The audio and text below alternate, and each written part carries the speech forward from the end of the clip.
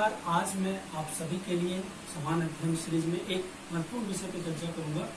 अभी हाल ही में आपने सुना होगा माननीय श्री गिरीश चंद्र मुर्मू जो जम्मू कश्मीर के पूर्व राज्यपाल थे, वर्तमान में उन्होंने भारत के नियंत्रक एवं महालेखा परीक्षक का पदभार संभाला है।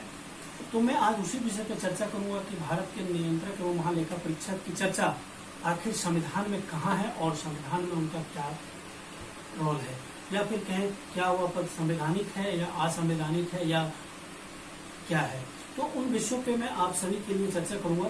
सबसे पहले मैं आप सभी को बता दूं कि भारत के नियंत्रक एवं महालेखा परीक्षक कंप्यूटर एंड ऑडिटर जनरल की अगर मैं बात करूं तो संविधान के भाग 5 और अनुच्छेद 148 से अनुच्छेद 151 के बीच में इस विषय का चर्चा है, इस विषय की चर्चा की गई है और इस विषय में ही बताया गया है कि भारत के महालेखा नियंत्रक एवं महालेखा परीक्षक का क्या रोल होगा, उनकी नियुक्ति के लिए क्या प्रावधान होंगे, उनकी नियुक्ति के लिए क्या क्या शर्तें होंगे, उनकी नियुक्ति के बाद उनके क्या कार्य होंगे। सबसे पहले मैं बात करूं तो अनुच्छेद 148 भारत के नियंत्रक एवं महालेखा परीक्षक की नियुक्ति को बतलाता है तथा ये बतलाता है कि भारत के नियंत्रक एवं महालेखा परीक्षक की अगर नियुक्ति होती है तो उस व्यक्ति का कार्यकाल 6 वर्ष अथवा 65 वर्ष की आयु जो पहले हो जाए, या 6 वर्ष की कार्यकाल पूरे कर ले या फिर 65 वर्ष की आयु पूरी कर लेते हैं तो उनका जो कार्यकाल होगा वह स्वतः समाप्त हो जाएगा। अगर इसके अलावा मैं बात करूं अनुच्छेद 149 की, जो भारतीय संविधान के अनुच्छेद 149 है, उसमें भारत के नियंत्रक एवं महालेखा परीक्षक के कर्तव्यों और शक्तियों से की चर्चा की गई है तथा उस अनुच्छेद 149 का संबंध उनके कर्तव्यों और शक्तियों से। अगर मैं बात करूं भारत के संविधान के अनुच्छेद 150 की, तो संविधान के अनुच्छेद 150 ये बतलाता है कि संघ और राज्यों को खातों का विवरण राष्ट्रपति के अनुसार कंप्यूटर एंड ऑडिटर जनरल नियंत्रक एवं महालेखा परीक्षक की सलाह पर रखना होगा, आखिर में राष्ट्रपति के अनुसार रखना होगा। और अनुच्छेद 151 की मैं बात करूं तो अनुच्छेद 151 कहता है कि संघ के खातों से संबंधित कंप्यूटर एंड ऑडिटर जनरल की रिपोर्ट राष्ट्रपति को सौंपी जाएगी, जो संसद के प्रत्येक सदन पटल पर रखी जाएगी। तो मैं आप सभी के लिए बता दूं कि संसद के 2 सदन होते हैं, जैसा आप सभी को मालूम है कि संसद के 2 सदन होते हैं, अपर हाउस और लोअर हाउस। अपर हाउस जिसे हम राज्यसभा के नाम से जानते हैं और लोअर हाउस जिसे हम लोकसभा के नाम से जानते हैं।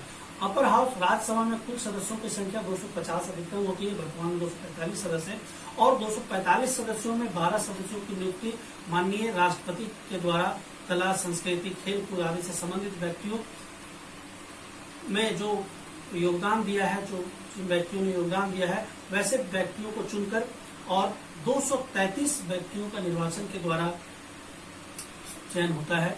और अगर मैं बात करूं लोकसभा में तो लोकसभा में अधिकतम सदस्यों की संख्या 550 है और वर्तमान में 545 सदस्य चयनित होते हैं। इसके अलावा 2 लोकसभा सदस्य आंग्ल भारतीय अर्थात एंग्लो इंडियन होते हैं।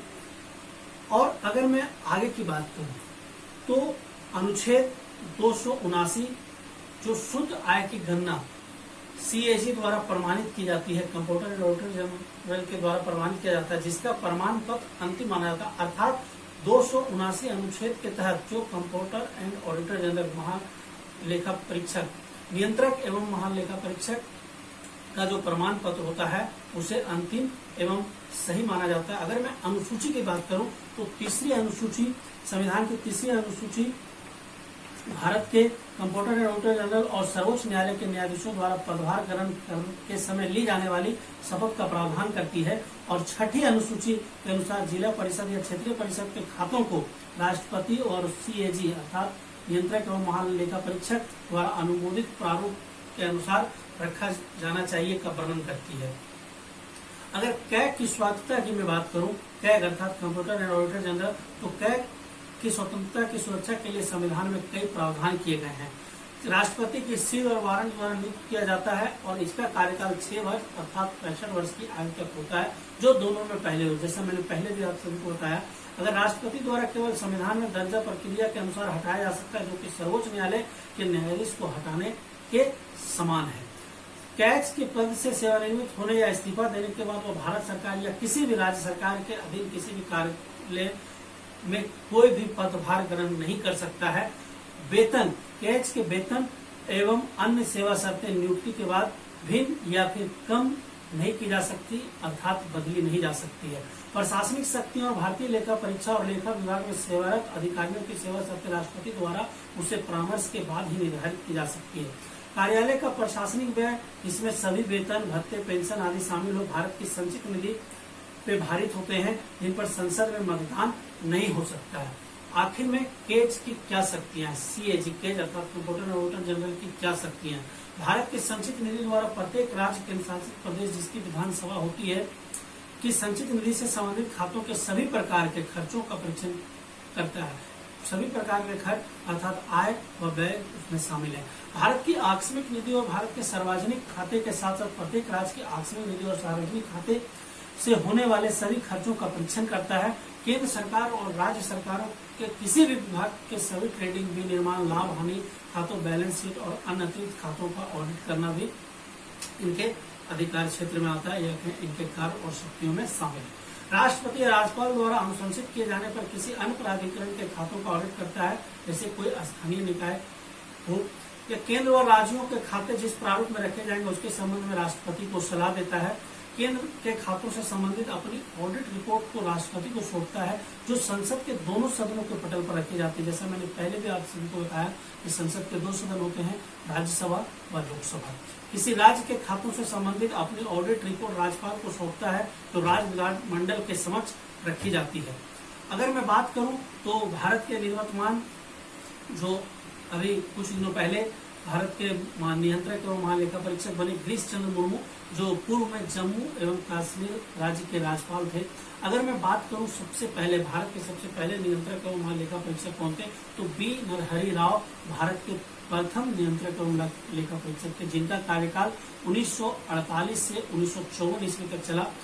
अगर मैं बात करूं तो वर्तमान में माननीय गिरीश चंद्र मुर्मू जो भारत के नियंत्रक एवं महालेखा परीक्षक बने, तो उन्होंने किनका स्थान लिया, तो माननीय राजीव महर्षि का स्थान उन्होंने लिया। तो आप इस प्रकार से याद रख सकते हैं कि इनके पूर्व कौन थे और वर्तमान में कौन है। इस प्रकार से आप परीक्षा में अगर घुमा कर भी प्रश्न आ जाता है तो आप आसानी से दे सकते हैं। राजीव महर्षि जो ठीक इनके पहले नियंत्रक एवं महालेखा परीक्षक थे, उनका कार्यकाल 2017 से 2020 तक चला और अब वर्तमान में जो भारत के महान, तो हम एक लाइन में कह सकते हैं कि भारत का नियंत्रक महालेखा परीक्षक भारत में विभिन्न वित्तीय संक्रियाओं का लेखा परीक्षण करता है।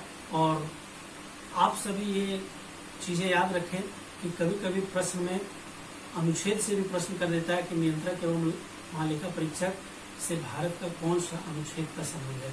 तो अनुच्छेद 148 से लेकर 151 तक, और भाग का अगर मैं बात करूं तो भाग 5 भारतीय संविधान का भाग 5 और अनुच्छेद 148 से लेकर 151 तक भारत के नियंत्रक एवं महालेखा परीक्षक के विषय में बतलाता है।